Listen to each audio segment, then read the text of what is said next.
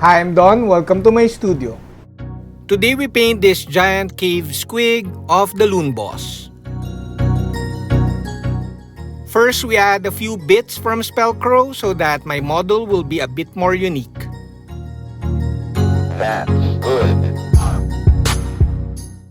Tada! He's a bit more unique now. Then we airbrush a thin layer of black primer again so that we could start painting. This video is focused on glaring and glazing, so I just painted the skin and it's not yet finished. All mats and tools are sponsored by the following brands.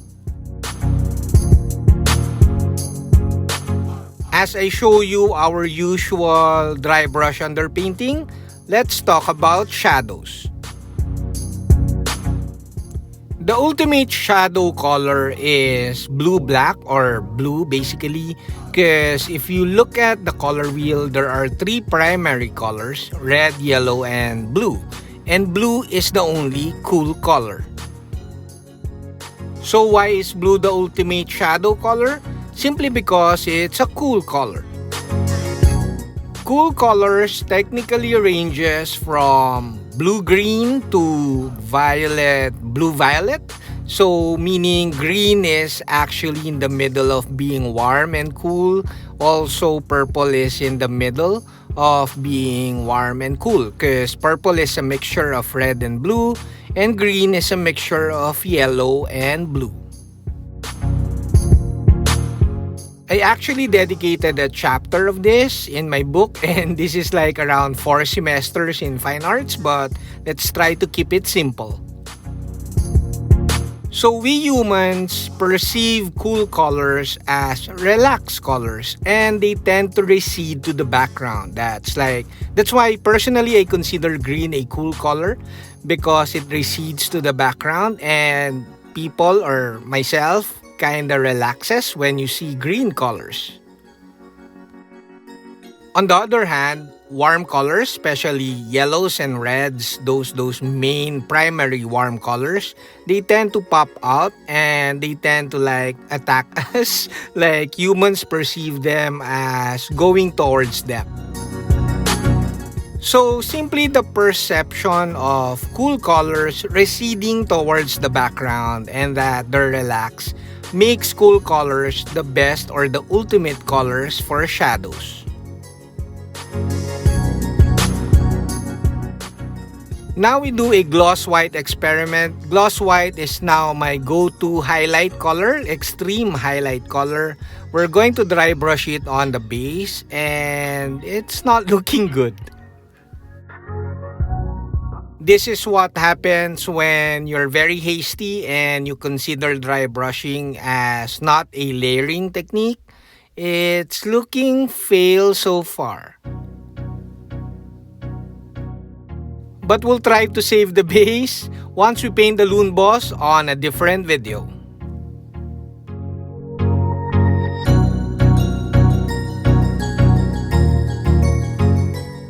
So glaring is just my fond way of calling glaze layering, and glaze layering is just like layering but with glaze medium or with semi-transparent paints.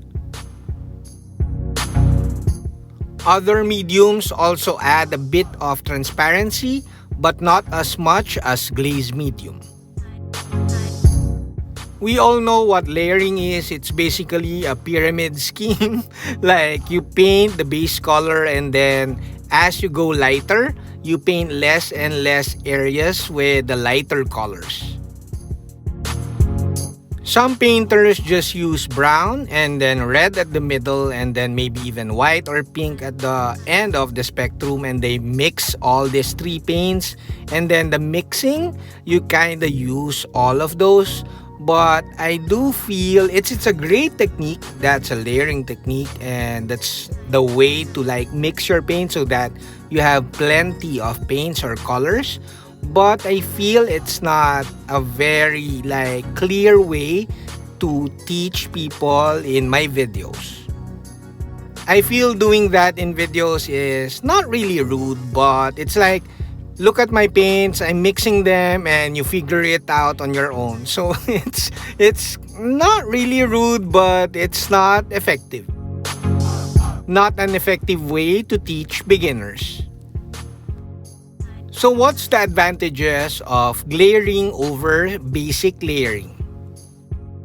Since you are working with semi-transparent paints, you don't need to have like a mixture of many spectrum of colors so that you create nice transitions, because the semi-transparency will kind of blend the colors for you. However, much like layering, having a nice mixture of paints on your wet palette and simply transferring all those paints onto the model will create nice transitions. So the more paints that you have, or the more mixing of paints or mixed paints, the better your transitions will be. But since you're painting with semi-transparent paints, you're kinda have nice blending already, even if you're just sketching the colors.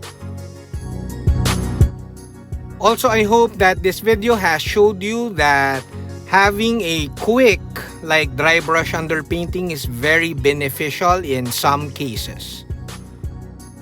You could actually finish the skin painting with just dry brushing, but we're going for a higher quality finish for this model. You could actually paint squig pink and then have a more squig look to this model, but we're choosing to paint with medium flesh because I feel that using a flesh color will give a more organic or a more realistic feel to the skin of this squig.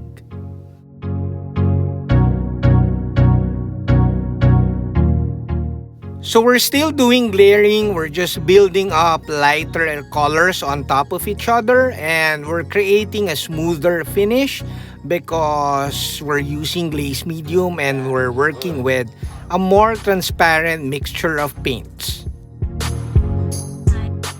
So if you're new to the channel, you might ask, why not just thin the paints with water and paint with like very thin paints? Well, simply because glaze medium does not over thin the paints, thus you're working with paints that has familiar consistency, not those very runny, over thin paints with water. Of course, you could just use over thin paint with water and do layering, but I just feel that I have more control when I thin with my mediums. Trust me, I tried to make my relationship with water work. Now we're done with layering. As you can see, there are still rough like patches on the skin painting, but it's smoother than just doing basic layering.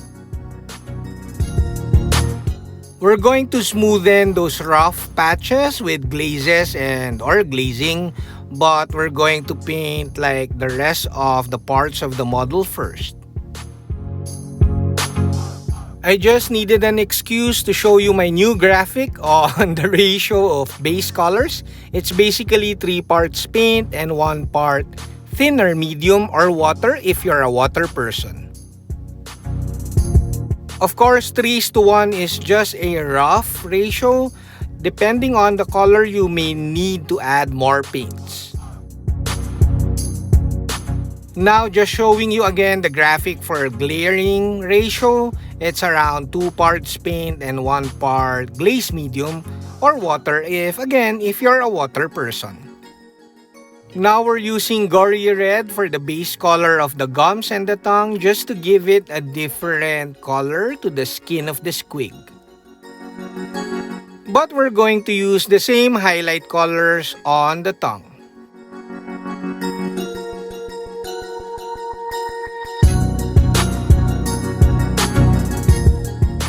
Now I'll show you glazes or glazing. I normally don't show this on camera. This is one of those finishing touches that I don't show at the end of my videos because I have a fear that you people will get really bored.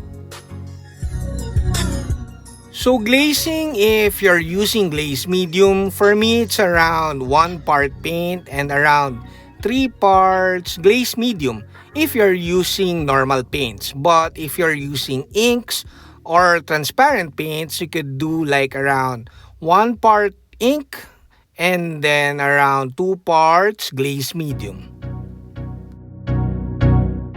If you are a water person, just over-thin your paints into wash consistency. Now this is the main reason why I love working with mediums, because even if you add like 10 parts medium and 1 part paint, the consistency of that mixture will remain like milkish consistency. Thus, the consistency is perfect for brush painting. Now for water people and master painters who just use water, they call it pushing and pulling of pigments because the pigments are floating on top of the water. Much respect, really. Much respect, guys. We're almost done, but I got a comment to show like a few of the finishing touches. Normally, I'll just like show you the grand reveal already. But this time, we're going to use our highlight sauce to paint more details. Our highlight sauce is just watered down retardar medium because retardar medium is too creamy, it's too thick. This one, we watered it down so that it has a milk consistency, the consistency which is perfect for brush painting.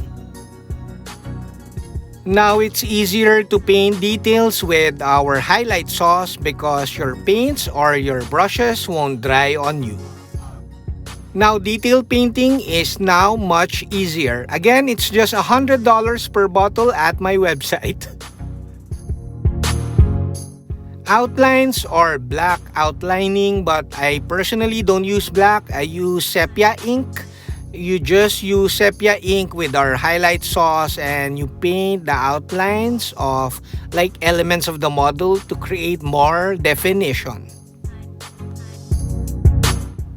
Now we do more glazes and highlights with gloss white and white flesh. Lastly, like doing glazes of highlights, it's perfect if you have a layer consistency of the highlights before you do the glazes. Oh, and I failed to mention, normally I paint models like around 6 to 8 hours and finish the whole model. With this one, I gave more time to painting just the skin of the model. I spent the same amount of time and I'm not sure if it's worth it, but it's looking good so far. To be honest, I tried to spend more time on the painting of this model to see the difference of my normal painting, and if I spend more time on a model, well, it looks the same. I kinda thought if you spend more time on the model, you'll produce like really good results, but this is as far as my painting skills would take me.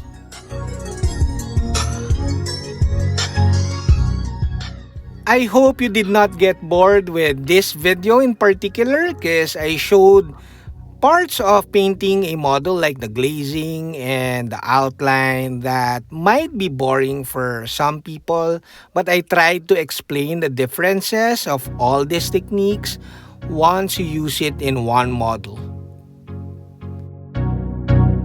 That's it, we're done. I hope you liked the video. Do like, comment, subscribe, and consider joining the channel so that you'll be part of our Discord community. Saludos!